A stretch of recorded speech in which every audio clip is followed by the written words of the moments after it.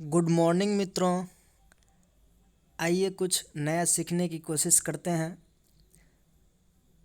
आज हम इन वीडियोज़ में कक्षा 5 के ईवीएस के कुछ महत्वपूर्ण टॉपिक्स की चर्चा करेंगे, जिनमें अभी तक हम 2 चैप्टर किए हैं ईवीएस का, और आज क्लास 5 के ही अगले नेक्स्ट चैप्टर की बात करेंगे, जिनमें बहुत सारे पॉइंट्स को देखेंगे। उनमें पूछे जाने वाले जो भी सवाल होते हैं उनसे रिलेटेड आज कुछ टॉपिक्स को करेंगे। आइए उन टॉपिक से रिलेटेड बातों को जानते हैं। ये ईवीएस सीटेट के लिए बहुत ही कारगर सिद्ध हो सकता है, इसलिए आप इनको बहुत ही बारीकी से देखिए। जो भी पॉइंट आपको लगे कि ये डिनोट करने वाला है उनको नोट करते चलिए, क्योंकि हम इनमें एनसीईआरटी के पूरे निचोड़ को डालने की कोशिश करते हैं। अगर कहीं से भी एनसीईआरटी से प्रश्न उठेगा तो आपको, अगर इन चैप्टर से उठता है तो कोई भी प्रश्न रुकेगा नहीं। ऐसा नोट्स है जो एक भी पॉइंट्स नहीं छोड़ा गया है। चलिए देर न करते हुए स्टार्ट करते हैं। जो भी मित्र चैनल पर नए हैं प्लीज़ चैनल को सब्सक्राइब कर लीजिएगा, जिससे आपको आने वाले अगले वीडियो का नोटिफिकेशन मिलता रहे। और जो भी पुराने मित्र हैं वो शेयर ज़रूर कर दीजिएगा। देखिए ये 3rd नंबर चैप्टर है, जिनमें कहता है चखने से पचने तक, अर्थात खाना चखने से पचने तक में क्या क्या प्रोसेस होता है, कैसा कैसा क्या करते हैं, इन सभी के बारे में ये चैप्टर्स में दिया गया है। पहला पॉइंट है खाने के चीज़ों का स्वाद हम जीभ से चखकर तथा नाक से सूंघकर लेते हैं। देखिए खाने का चीज़ों का जो स्वाद हम लेते हैं वो किससे लेते हैं? जीभ से लेते हैं। जीभ से कोई भी चीज़ को चख करके, थोड़ा सा खा करके, और कोई भी चीज़ का गंध जो पता चलता है हमको, खुशबू जो पता चलता है वो किससे? नाक से सूंघने पर पता चलता है। अगला पॉइंट है खट्टी इमली का नाम सुनते ही मुंह में पानी आ जाता है। अर्थात खट्टे इमली का जब भी हम खट्टा चीज़ों का नाम सुनते हैं तो क्या होता है? पानी आ जाता है मुंह में, क्योंकि वह व्यंजक बहुत ही रोचक होता है। और जिन लोगों का ये पसंदीदा होता है, जो भी चीज़ उनको याद आने के बाद वो ऑटोमेटिक उनके अंदर ऐसी क्रियाएं होने लगती हैं। खाना धीरे धीरे खाना चाहिए, ठीक से चबाकर, लगभग कितना 20 से 25 बार, तभी खाना अच्छे से पचेगा। बच्चों को बताइए, इन सब चीज़ों से रूबरू करवाइए, क्योंकि बहुत सारे अक्सर ऐसे लोग दिखेंगे आपको जो खाना को 2 बार मुंह में खाना डाले, 2 बार, एक बार इधर से एक बार इधर से, और नीचे दही से गिरा देता है। तो इन सभी पे ध्यान देना चाहिए, बच्चों को सिखाना चाहिए कि, और हमें भी ये इन नियमों का पालन करना चाहिए कि खाना को मुंह में डालने के बाद कम से कम कितने बार? 20 से 25 बार चबाना चाहिए अच्छा तरीक़ा से, और फिर उनको निगलना चाहिए। अगला है हमारे मुंह में लार भोजन पचाने में सहायता करता है। अर्थात भोजन पचाने में हमारे मुंह से जो लार निकलता है, जब भी हम खाना खाते हैं उनमें जो सलाइवा बनाता है, वो लार क्या करता है? भोजन को पचाने का काम करता है, भोजन पचाने में सहायक होता है। जब हमें भूख लगती है तो कैसे कैसे हमारे अंदर, हमें कैसे पता चलता है कि भूख लगा है, और हमारी स्थिति कैसे होती है? देखिए भूख से तो मेरे सिर में दर्द हो जाता है। देखिए ये बच्चा क्या कर रहा है कि जब हमको भूख लगता है तो क्या होता है? सर में दर्द करने लगता है। ये क्या कह रहा है? देखिए जब भूख लगती है तो मुझे गुस्सा आ जाता है। देखिए, और ये क्या कह रही है? जब मेरी बहन को भूख लगती है तो वह रोती है।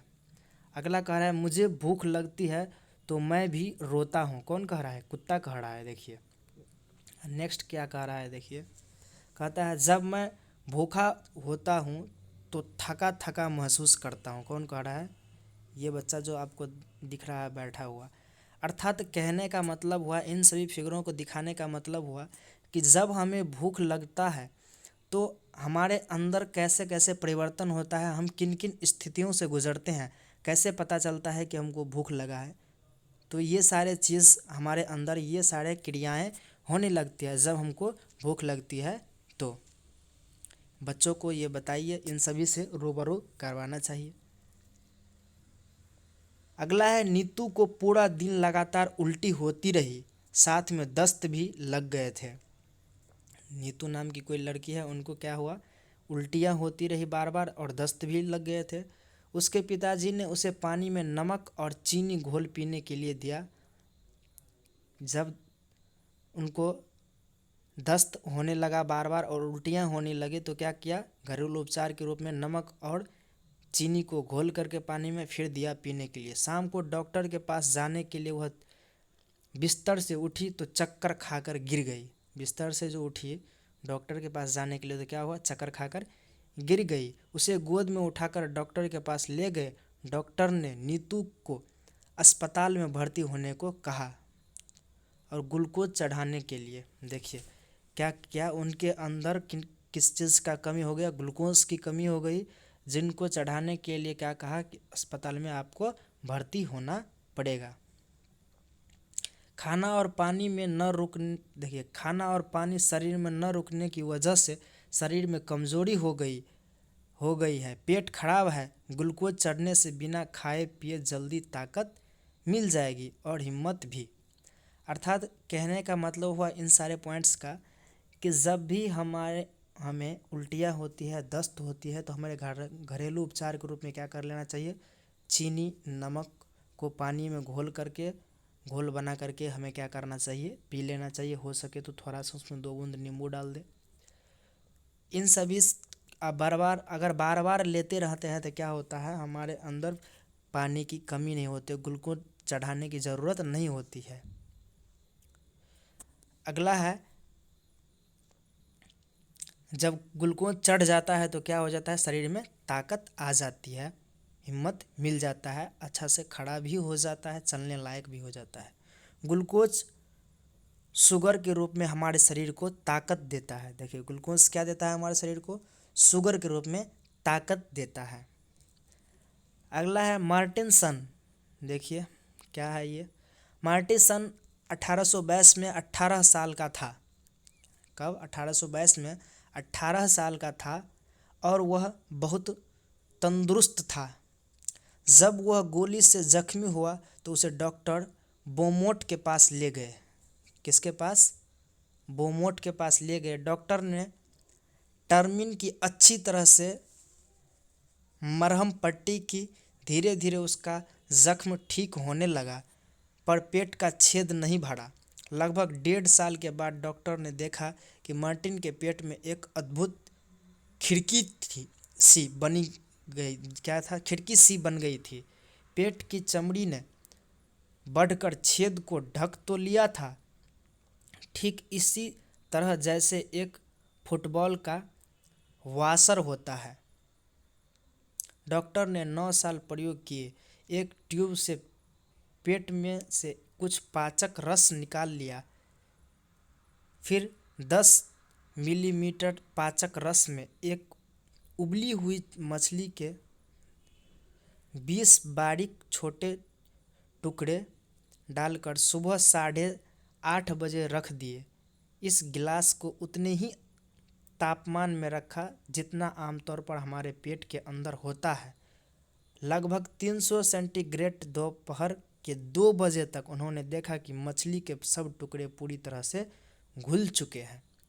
अर्थात देखिए इन सारे पॉइंट्स का मतलब क्या हुआ कि मार्टिन सन जो था 1922 में 18 साल का था। उन्होंने क्या किया, जब गोली लगा, किसको,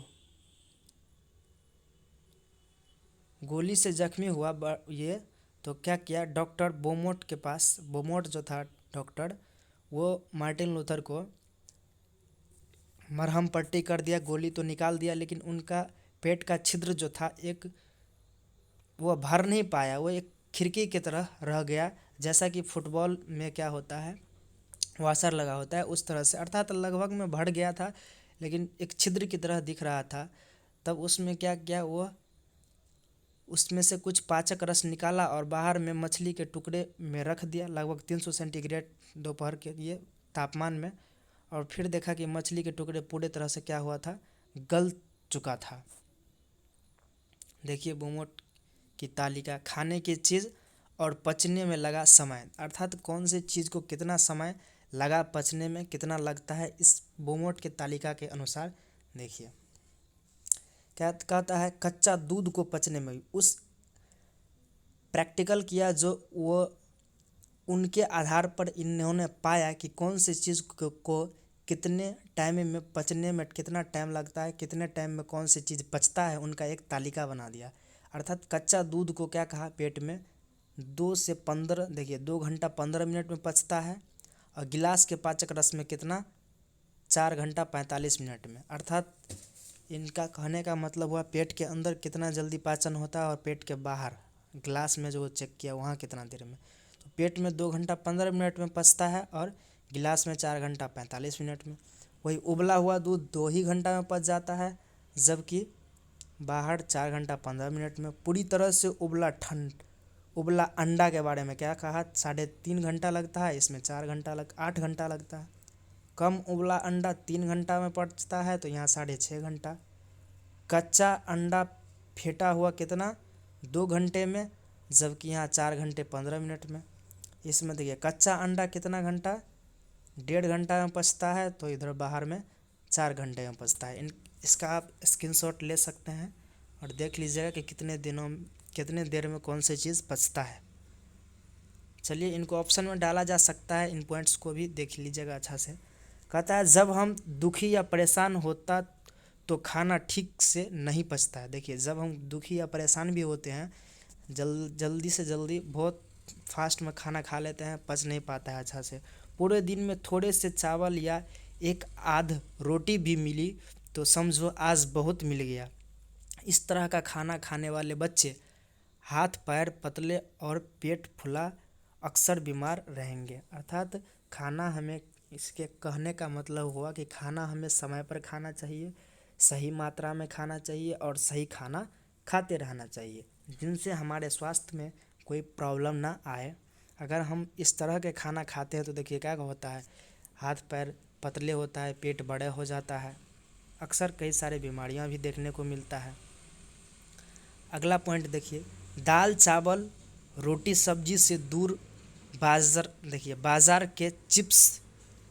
का चिप्स बर्गर कोल्ड ड्रिंक इस तरह का खाना खाने वाले बच्चे बदन मोटा और ये देखिए डायरेक्ट पॉइंट आपको एग्जाम्पल में दे के पूछा जाता है कि कोई दाल चावल खाता है, रोटी सब्जी से क्या रहता है, दूर रहता है, चिप्स खाता है, बर्गर खाता है, कोल्ड ड्रिंक खाता है, इस तरह का खाना खाने वाले बच्चे में कौन सा लक्षण पाया जाता है, तो बदन मोटा होता है, थुलथुला होता है, पैरों में दर्द रहता है, अक्सर फुर्ती से कोई भी काम नहीं कर पाएंगे, आलसी टाइप के होते हैं।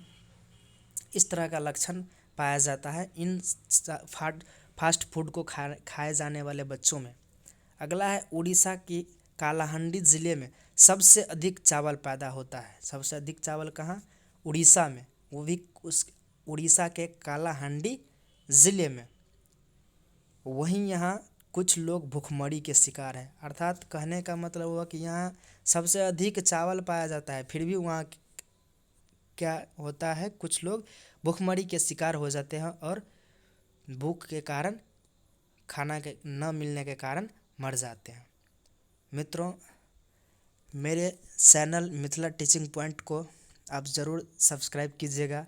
अगर आपको लगे कि आपके लिए यह वीडियो लाभदायक हो सकता है तो दोस्तों के पास शेयर भी कीजिएगा, और मेरे प्लेलिस्ट को खोलकर आप सीटेट पेपर 1 के लिए EVS के बहुत ही बेहतरीन नोट्स को आप पढ़ सकते हैं। यह आपके लिए बहुत ही रामबाण सिद्ध होने वाला है। बस इन टॉपिक को ख़त्म होने के बाद इन्हीं से रिलेटेड बहुत सारे ढेर सारे प्रश्न लेके आएंगे अगले वीडियोज़ में। तो चलिए आज के लिए इतना ही, लेते हैं विदा। धन्यवाद, थैंक यू।